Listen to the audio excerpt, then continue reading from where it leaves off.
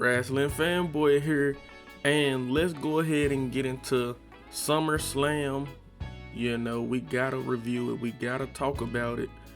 Night 1 and night 2, because I think it was a good, first ever 2-night SummerSlam.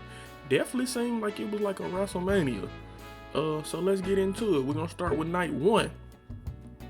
I like how they opened it up with Roman Reigns, Jey Uso, Braun Breaker, Bronson Reed. Good opening match. Jay got the crowd hype and everything. And everybody looked good in the match, let's be honest. I like how Roman sacrificed himself for Jay. He don't do things like that. And Jay got the victory. Roman, he's still Roman Reigns, but Jey Uso really got the rub, and he looked good. And Braun Breaker and Bronson Reed, they're gonna be fine, especially how the night turned out. Sami Zayn versus Karrion Kross kind of disappointed me. I'm not gonna lie. I really wanted Karrion Kross to win, but they did that Sami Zayn trope of where he's gonna do it. He's gonna do it. No, he's bigger than that. Scarlett handed him the pipe. He didn't want to do it. Just have him use the pipe once. It's not gonna hurt. Have him do it once. But nope, they didn't go that route. Sami Zayn got the victory. He looked at Karrion, talking about this is it, this over. Karrion like, okay, guy. All right, cool. So, they moved on from that. I think Karrion should have won. It wasn't gonna affect Sami at all. Now, WWE Women's Tag Team Championship match.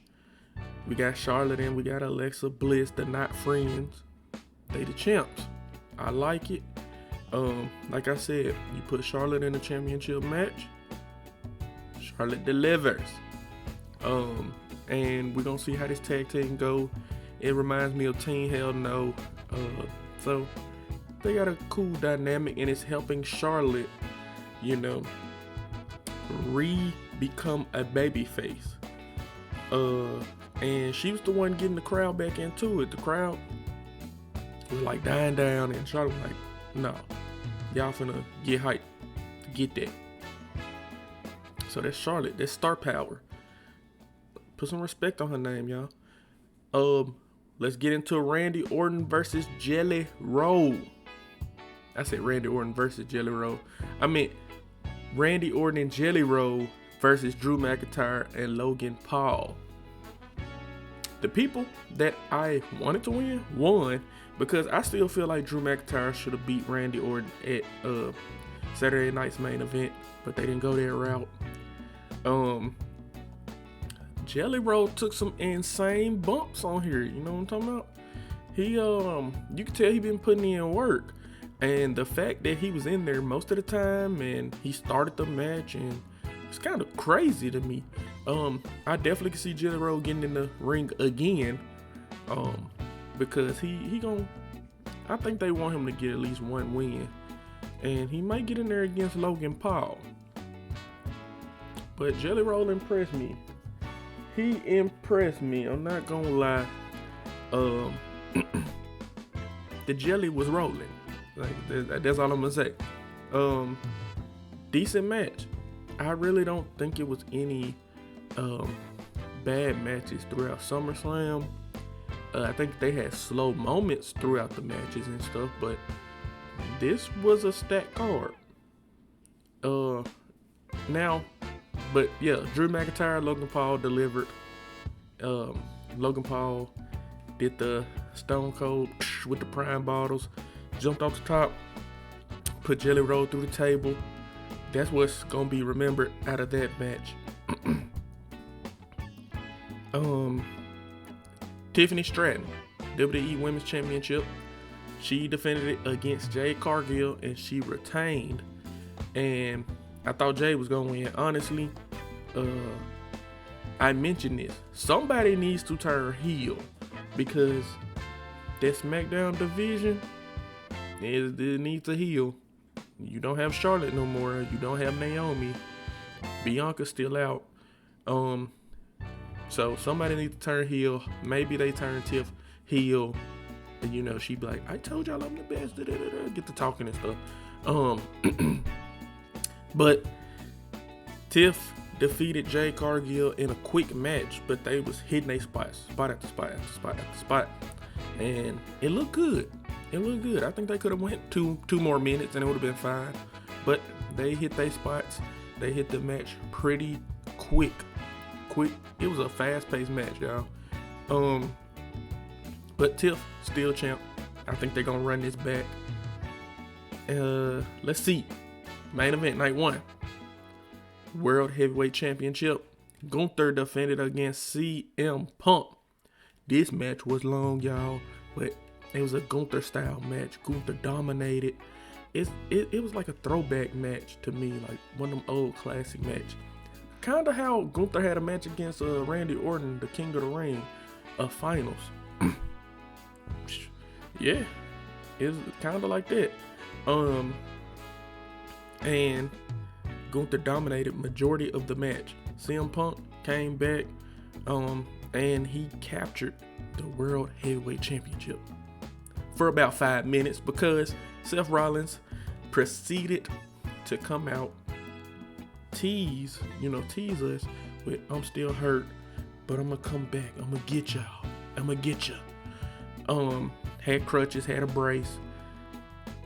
Paul Heyman was out there with him, and Paul was just, like this, toting it around the briefcase, and Seth started walking away. Paul Heyman kind of gave it away for me because he didn't move when Seth moved. Like, if he would have walked away when Seth walked away, I would have been like, okay, hey, it's a tease. But Seth walked, had his back turned, stood up straight, dropped the crutches, turned around, took the knee brace off, and proceeded to run to the ring. And then he also got the briefcase and beat the dog shit out of CM Punk, hitting him in the head with it, just hitting him before the match could even start. Then he cashed it in. And let's keep in mind, CM Punk just went like 30 minutes in a match with Gunther, a match that he was not in control of for 75% of the time. And Seth lined him up for the curb stomp. They started the match. He curb stomped him. And 1, 2, 3. Seth is now, once again, World Heavyweight Champion. And hey, he told y'all he'll be damned if CM Punk holds that title. He let him hold it briefly, but he ain't gonna let him keep it. So we ended night 1 with Seth Rollins and his group standing tall. CM Punk defeated. And you think the surprises, the end of the nights, couldn't get bigger than that. Night 2, it did it. So, hey, let's go ahead and get into night 2. So on night 2, we had the WWE Tag Team Championship TLC match. This match did not open the night, but this was one of the matches I was looking the most forward to, and it was just a car crash. It was beautiful. It was beautiful. I love this match. If y'all want to see a match where stuff just happening and it's gonna keep your mind busy, your eyes wandering, this the match. 6 great tag teams. You had the Hardys on the outside, you had the Dudleys on the outside, all taking in the match with the fans. And the Wyatt 6 playing the numbers game, even though it was 6 teams in there. They got about 5 members, 6 if we want to be honest. The Wyatt 6 took advantage, and they took their titles back, and they won this TLC match. This was a classic match. I like this match. Didn't run too long, didn't run too short. It was just right. The match that opened the night, the Women's World Championship match. Naomi defended her title against Io Sky, Rhea Ripley. And like I said, this is like a WrestleMania. Naomi had her dad coming out there playing her to the ring. That was a beautiful moment. I like that. And he nice on the guitar. Like he nice on there for real. And this match wasn't as great as, you know, the Io, Rhea, and Bianca match at WrestleMania, but it still was a decent match. It was good. Naomi added a different aspect to it, and I like it. You know, the match could have went anyway. All of these women are superstars that could hold the title and carry the division, but Naomi, crafty as ever, saw Rhea do the riptide, throwing Io halfway across the ring, snuck in and pinned Rhea and kept the title. You know how that go. So Naomi still champ. I love it. All right, so also the Women's Intercontinental Championship, Becky Lynch defended against Lyra Valkyria, and they put on a classic like they always do. And you know, Becky, she debuted a new theme, new Titantron, and all of that. I like it. I seen some comments talking about she didn't need she didn't need anything to be changed. She didn't need new music. I personally, for her new character, kinda did. And like I said, I like it. It fits her. You know, the man has come back around. And so in this match, Lyra fighting back, you know, underdog, Becky being the man, dominating, and once again, classic. Bayley, she interfered. Now, she didn't turn heel or anything like that, but she cost Lyra the match, unintentionally hitting Lyra. Therefore, you know, Becky gonna take advantage of any opportunity she see, and Lyra lost the match, so she can't challenge for the Intercontinental Championship no more. So I think Lyra gonna go off and do something else, or she might start feuding with Bayley for a little minute, up until somebody takes the title off of Becky. Now, me personally, I feel like Bayley will be the one to take the title off of Becky, and then Lyra will get into it with her. And there's different ways this can go. You can move Lyra up to, you know, the main title picture, or she can go into a whole nother feud with somebody we probably haven't thought of.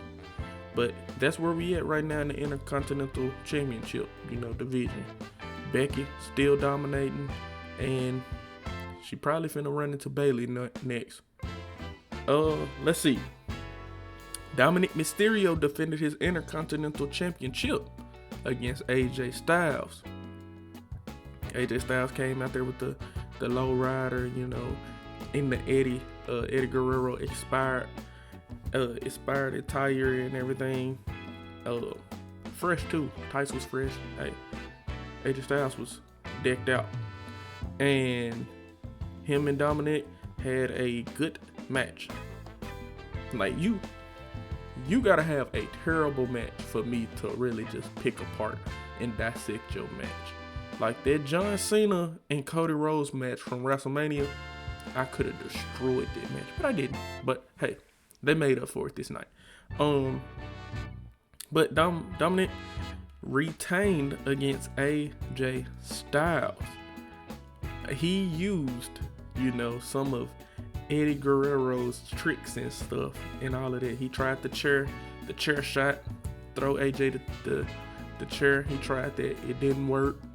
He loosened up his boot because he knew that AJ was gonna go for that calf crusher again. And AJ did, and the boot slipped off. Dom took advantage of it, hit him with the frog splash. 1, 2, 3. Yeah. Dirty Dominic is here to stay. And Dirty Dom now has the chance to be a two-time champ. What I mean by that is a double champ, because he going to Triple Mania. You know, he can get that mega belt. He can get it. We gonna see though. Now, the main event. John Cena defended that undisputed WWE Championship in a street fight against Cody Rhodes. Now, this match was 10 times, 100 times better than the WrestleMania match. Cody wanted Super Cena.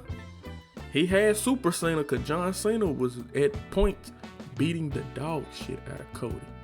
He was putting that work on him. He really was. And I thought for sure, like, yeah, John Cena gonna end up winning this. They just trying to show that Cody can take a beating. But Cody fought back. Hey, he showed you why he want to be QB1. He like, hey, now John, I want your best. He got John Cena best, and he beat John Cena, recapturing his WWE Championship. And you know, him and John Cena, they embraced and everything. And it was a beautiful moment. The match, first of all, the whole SummerSlam card got threw off for me this past SmackDown when John Cena turned back face, because I was like, dang, Cody gonna win that. But I had already, my video was already recorded. I couldn't change my predictions. Yeah, so I would have changed some stuff around because my mind had changed. And yeah, so, but we got the real John Cena back. Cody defeated the real John Cena. And it makes sense of why John Cena turned face. Because after him and Cody, you know, celebrated, embraced, John Cena basically passing the torch.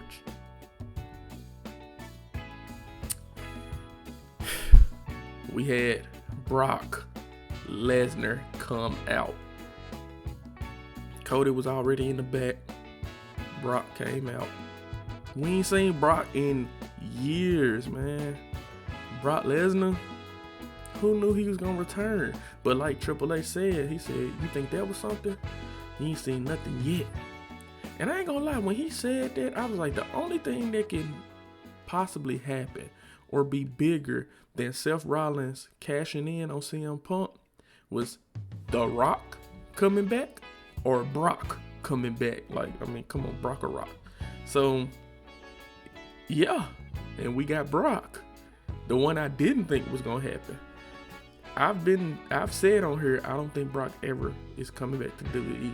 And my brother has consistently said he probably will come back.